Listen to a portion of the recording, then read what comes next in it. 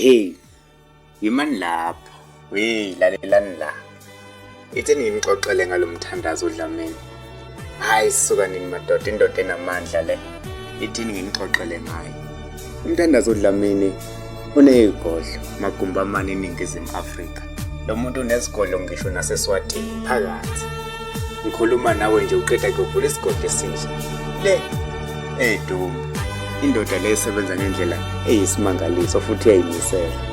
Kodwa ithi ngesikhathi sayo sokuthi iphumule iyayikhipha iyodla nje kamnandi le emali student aphezulu ey'ndaweni ezinhle ey'phakeme.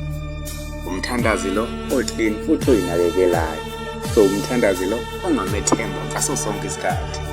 Umthandazi uDlamini, hayi abantu abakulandele sekuyisikhathi manje.